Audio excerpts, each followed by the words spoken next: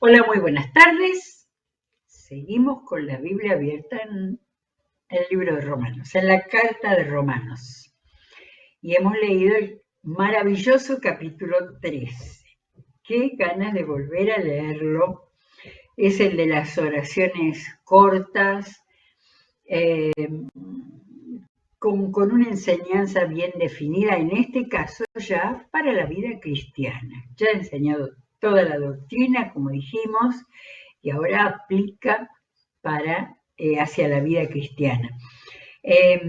Miraba la última división, en capítulo 12, 9, donde empiezan las oraciones cortitas, ¿no? El amor debe ser sincero. Aborrezcan el mal, aférrense al bien. Eh, Estas oraciones cortas, aparentemente de temas muy simples, muy directos de la vida cristiana, pero aborrezcan el mal, bien. Aférrense al bien. ¿Qué significa ese? No digo qué significa, de qué manera hay que trabajarlo, ¿eh? Aferrarse al bien. No va a ser siempre fácil. Bueno, y después vienen temas que tienen relación con eso. Pero el capítulo termina como si cerrara, ¿no? Y termina en el 21, 12, 21, no te dejes vencer por el mal. Al contrario, vence el mal con el bien. Así que si nos aferramos al bien, vamos a poder vencer al mal. Es un complemento, ¿eh? Versículo 9, versículo 21. Ahora, en el 17 estoy viendo, dice, no paguen a nadie mal por mal. De manera que ahora me estoy dando cuenta, esta primera parte, ¿no? Que en realidad esto es la práctica de la vida cristiana. Este capítulo 12 podríamos decir que, la práctica de la justicia, ya que somos justificados por la fe, etcétera, etcétera, todo lo que hemos aprendido en los primeros capítulos, ahora la práctica de la vida cristiana, la práctica de la justicia en la vida cristiana, podríamos decir que el capítulo 12 es en el cuerpo de Cristo, donde la primera vez que Pablo habla de ese concepto de la iglesia como el cuerpo de Cristo. Y ahora vamos a encontrar en el capítulo 13 un avance con el tema este de vencer el mal con el bien, de no dejarse vencer por el mal. Y el título que tengo en mi Biblia es el respeto a las autoridades. De manera que acá tenemos la práctica de la justicia en el mundo que nos toca vivir. Y vamos a ver del 1 al 5 un planteo del apóstol Pablo que va a sorprender a más de uno que nunca haya leído la Biblia. Todos deben someterse a las autoridades públicas, pues no hay autoridad que Dios no haya dispuesto, así que las que existen fueron establecidas por Él. Por lo tanto, todo el que se opone a la autoridad se rebela contra lo que Dios ha instituido. Los que así proceden recibirán castigo, porque los gobernantes no están para infundir terror a los que hacen lo bueno, sino a los que hacen lo malo. ¿Quieres librarte del miedo a la autoridad? Haz lo bueno y tendrás su aprobación, pues está al servicio de Dios para tu bien. Pero si haces lo malo, entonces debes tener miedo. No en vano lleva la espada, pues está al servicio de Dios para impartir justicia y castigo al malhechor. Así que es necesario someterse a las autoridades no solo para evitar el castigo, sino también por razones de conciencia.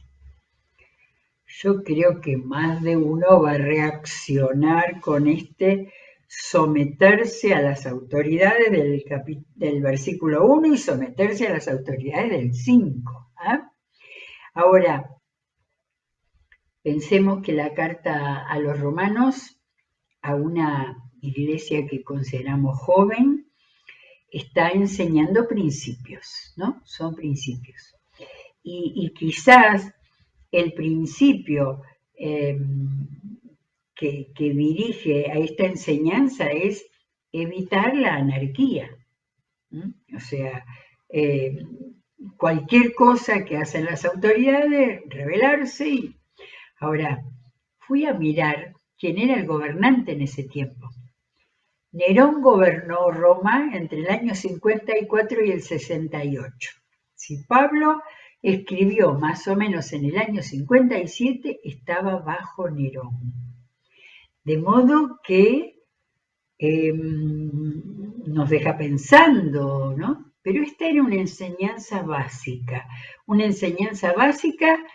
para que los cristianos, considerando que el Señor Dios gobierna sobre el mundo, que tiene control, lo que decimos siempre, ese principio de pensar que las autoridades han sido puestas por Dios y que había que someterse.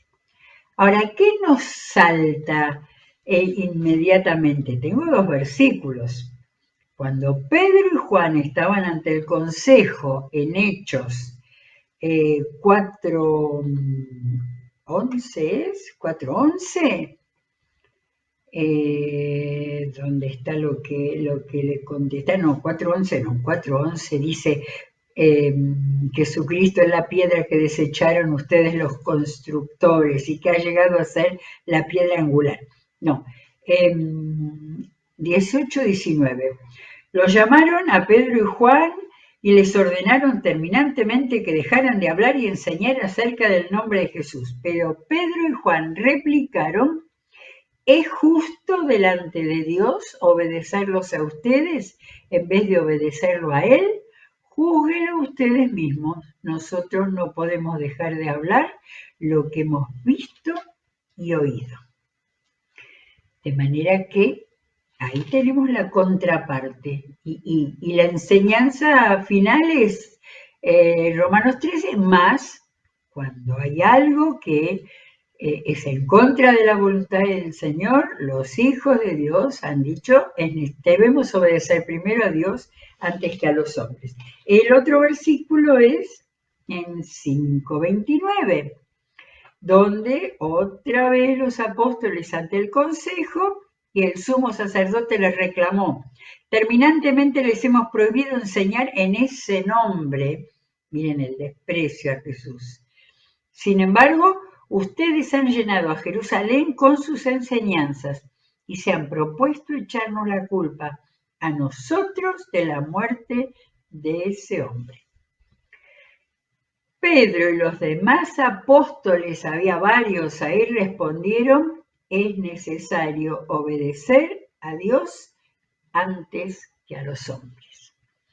De manera que las dos enseñanzas de la palabra nos dan, digamos, el cuadro completo de esto: obediencia, sumisión. Además que sigue enseñando esto Pablo en Romanos 13:8. No, 13:6, hasta ahí llegamos. Por eso mismo pagan ustedes impuestos, pues las autoridades están al servicio de Dios, dedicadas precisamente a gobernar. Paguen a cada uno lo que le corresponda. Si deben impuestos, paguen los impuestos. Si deben contribuciones, paguen las contribuciones. Al que deban respeto, muéstrenle respeto. Al que deban honor, ríndanle honor. ¿Sí? Acá cierra el tema y junto con lo que hemos visto en el libro de los Hechos de los Apóstoles tenemos una idea, ¿no? Pablo enseñaba para evitar la anarquía, ¿no? Nunca hubiera sido anarquista Pablo con estas enseñanzas, pero sí estaba claro que primero había que obedecer a Dios. Bueno, seguimos en el versículo 8. No tengan deudas pendientes con nadie, a no ser la de amarse unos a otros. Qué enseñanza esto, qué maravilla, ¿no? De hecho, quien ama al prójimo ha cumplido la ley, porque los mandamientos que dicen: no cometas adulterio, no mates, no robes, no codicies, y todos los demás mandamientos está repitiendo Éxodo 20, se resumen en este precepto: ama a tu prójimo como a ti mismo. El amor no perjudica al prójimo, así que el amor es el cumplimiento de la ley. Y lo había dicho antes, ¿no? Empezó diciendo eso: quien ama al prójimo ha cumplido la ley, y termina esa enseñanza. Hay algunas enseñanzas que 2, 3 versículos, ¿no? Y va tomando distintos aspectos de la vida cristiana. Ahora viene otro muy interesante y que ha repetido en otras cartas a otras iglesias, en algún caso bien lejanas. Vamos al versículo 11. Hagan todo esto estando conscientes del tiempo en que vivimos. Cuanto más leer esto en el día de hoy, ¿no? Sobre todo porque ellos no tenían noción de lo que estaba pasando ni siquiera en el pueblo cercano. Nosotros hoy que sabemos todo lo que está pasando, tan complicado en nuestro mundo, hagan todo esto, y acaba de hablar del amor como cumplimiento de la ley, ¿no? Como la máxima obediencia al Señor es por medio del amor. Hagan todo esto conscientes del tiempo en que vivimos. Ya es hora de que despierten del sueño, pues nuestra salvación está ahora más cerca que cuando inicialmente creímos. Recordemos que los cristianos del siglo I, por la forma en que Jesucristo enseñó que Él iba a volver, creían que iba a volver antes de que termine el primer siglo. Y no fue así. Entonces, ya es hora que despierten del sueño, pues nuestra salvación está ahora más cerca que cuando inicialmente creímos.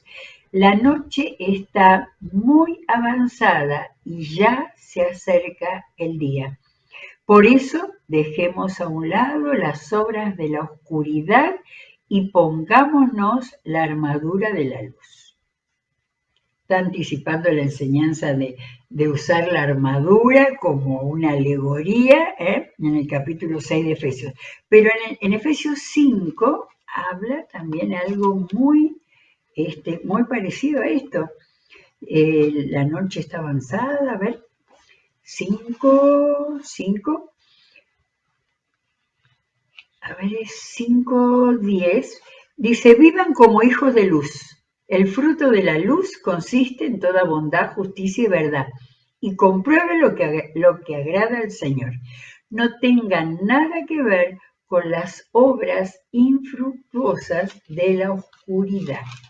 De manera que esas metáforas de luz, oscuridad, que ya el Señor había enseñado, Sermón del Monte. ¿De qué manera están metidas las enseñanzas del Sermón del Monte? En la predicación de Pablo. Él las tenía muy, muy en cuenta. Bueno, dejemos las obras de la oscuridad y pongámonos la armadura de la luz. Vivamos decentemente. Qué palabra antigua esta, ¿eh? Decentemente, como a la luz del día, no en orgías y borracheras, ni en inmoralidad sexual y libertinaje, ni en disensiones y envidias.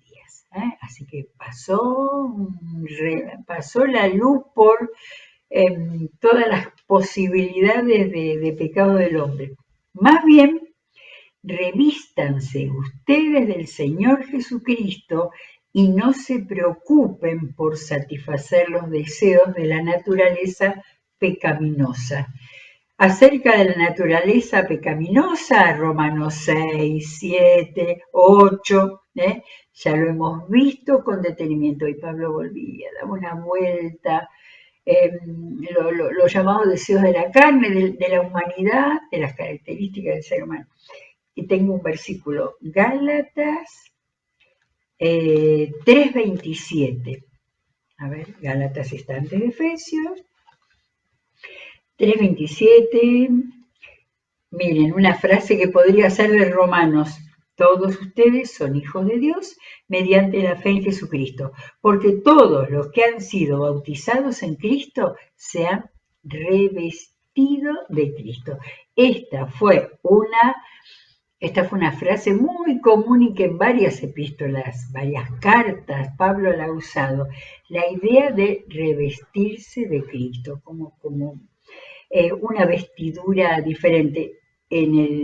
Vuelvo a Romanos 13, 14, más bien revístanse ustedes del Señor Jesucristo. Y eso de satisfacer, dice, y no se preocupen por satisfacer. Acá hay que buscar, estos son verbos, ¿no? Revestirse del Señor, o sea, ponerse en vestido del Señor y no preocuparse por la otra parte, la de la vieja vida, como dice Pablo en otra de las cartas. Muy bien, entonces, el capítulo 12 tenía que ver con la práctica de la justicia en la iglesia, el 13 con la práctica en el mundo, en relación a nuestra vida social, en relación con las autoridades, etcétera, etcétera. Y ahora vamos al 14. El 14 es bastante extenso, pero vamos a ir hasta donde podamos del 14 porque ahí viene algo muy diferente, muy diferente. La práctica de la justicia entre los débiles. Y entonces ahí era el Evangelio un paso más. Porque venía diciendo que el amor es el cumplimiento de la ley, de no deber a nadie, y en el 12, donde teníamos tener paz los unos por los otros. Pero acá va hilando más finito. Dice, reciban al que es débil en la fe, pero no para entrar en discusiones. Algunos, su fe les permite comer de todo, pero hay quienes son débiles en la fe y solo comen verduras. Creo que lo vamos a encontrar después más claramente. Estaba el tema de la carne sacrificada a los ídolos, pero creo que viene en el capítulo siguiente, después ya lo vamos a ver. Pero estaba el tema, miren, que coma ese, que no coma ese. Los judíos no comían nada que tuviera que ver con cerdo y es probable que, así como en otro momento de la carta nos apareció los judíos tratando de que sus propias prácticas fueran tomadas por los gentiles, y una de esas cosas era lo que se podía comer, lo que no se podía comer, hasta ahora no había surgido, pero ahora Pablo empieza a considerar débiles a quienes eh, cumplían ciertas costumbres y a otros que no, pero el problema era no entrar en discusiones, no tratar de juzgarse, porque acá viene.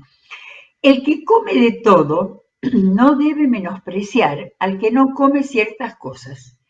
Y el que no come de todo, uno es el que come de todo, eso, no tiene ningún problema, no debe menospreciar al que no come ciertas cosas. Y el que no come de todo no debe condenar al que lo hace, pues Dios lo ha aceptado. Y quizás ese Dios lo ha aceptado si lo hace sinceramente, porque así vienen sus costumbres antiguas, o ahí vienen porque ese tema de la carne es en Corintios donde Pablo habla mucho del tema ese, del comer o no comer el tipo de carne. Y acá viene clarito cuando Pablo empieza a hacer preguntas. Hasta ahora no estaba haciendo preguntas, ¿eh? ¿Quién eres tú para juzgar al siervo de otro? Que se mantenga en pie o que caiga es asunto de su propio Señor. Y se mantendrá en pie porque el Señor, con mayúscula, tiene poder para sostenerlo. Ahora, qué interesante, para juzgar al siervo de otro, no para juzgar al otro que tiene determinadas prácticas, ni siquiera al siervo del otro.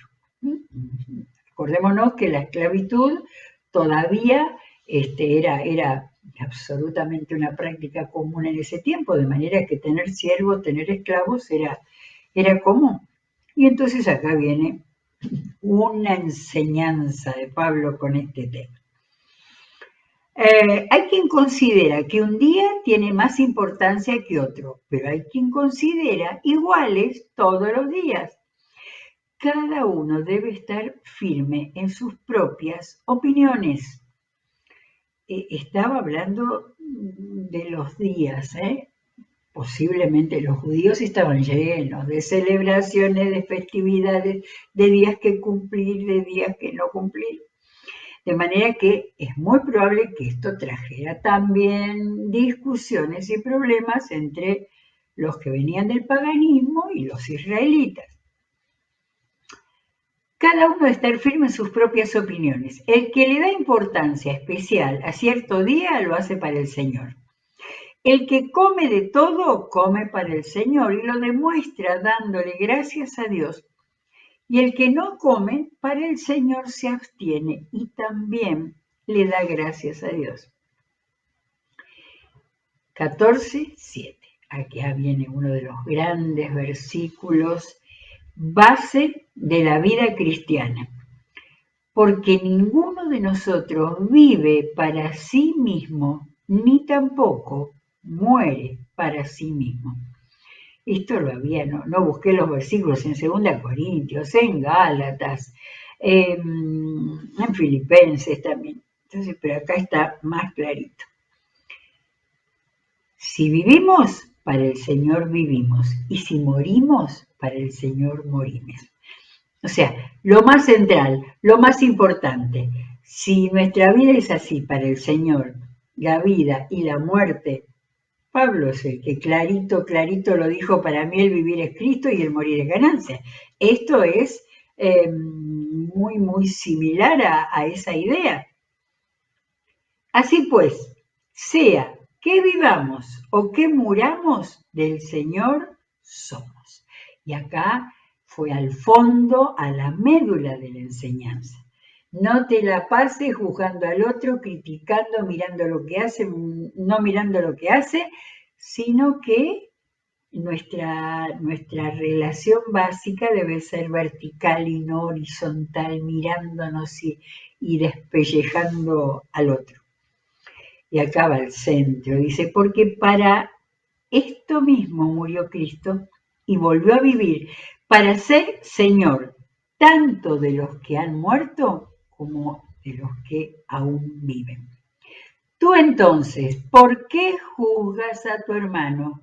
O tú, mira uno, mira al otro, está escribiendo, pero como si lo hiciera. Tú, ¿por qué lo menosprecias? Todos tendremos que comparecer ante el tribunal de Dios. Esto no es algo que usa, esa idea no la usó mucho en la carta hasta ahora, pero vamos a tener que dar cuentas, uno y el otro, el que juzgue y el que menosprecie. Está escrito, tan cierto como que yo vivo, dice el Señor, ante mí se doblará toda rodilla y toda lengua confesará a Dios. Esto parece el himno del primer siglo que lo pone en Filipenses, pero esta cita no es la de Filipenses, Isaías 45:23. Miren, en uno de los pasajes maravillosos en los que el Señor, lo leo un poquito desde antes, fuera de mí, dice el 21, fuera de mí no hay otro Dios, Dios justo y salvador, no hay ningún otro fuera de mí. Vuelvan a mí y sean salvos todos los confines de la tierra, porque yo soy Dios y no hay ningún otro. He jurado por mí mismo, con integridad he pronunciado una palabra irrevocable. Vienen 2 puntos. Ante mí se doblará toda rodilla y por mí jurará toda lengua.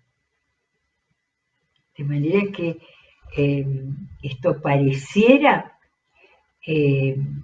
sobre todo, reconocer al Señor como el único que puede juzgar, como el único ante el que hay que ir a rendir cuentas y al que vamos a rendir cuentas.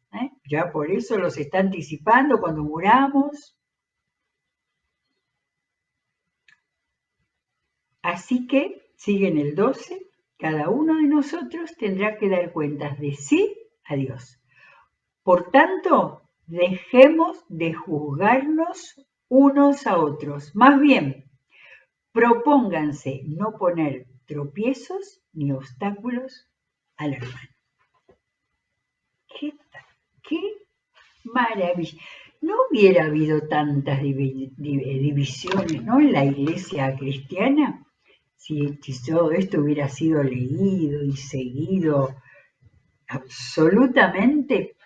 Vamos a dejar acá porque sigue un poco más con otras cosas, pero que todo tiene que ver a lo que tiene que ver con la paz, la edificación, con principios de vida. La verdad que esto solo se ha enseñado para el pueblo cristiano. Si obedeciéramos, si estuviéramos realmente cercanos a todas estas enseñanzas, si lo leyéramos a menudo, a cada rato, para recordar nuestras relaciones, cómo tratar al más débil, cómo comportarse los más fuertes. Pablo dice que no poner ni tropiezos ni obstáculos al hermano, y después va a decir de buscar la paz y la mutua edificación. Vidas cristianas dignas de seguir a aquel que había dejado todo lo que pudiera ser valioso para un ser humano, entregando su cuerpo y todo por la salvación de los seres humanos que lo siguieran, que pudieran creer en él. De manera que si no fuera eso, si no estuviera Jesucristo detrás de todo esto, serían buenísimas enseñanzas morales. Pero esto es muchísimo más. Esto va desde la incapacidad del ser humano de hacer naturalmente muchas de estas cosas hasta un Señor que nos dejó el Espíritu Santo para ayudarnos a poner la meta y la mirada en lo que debemos ser y hacer para que seamos dignos del Señor y para que seamos luz, porque ya habíamos visto que hablaba de ponerse la armadura de la luz en el capítulo 13.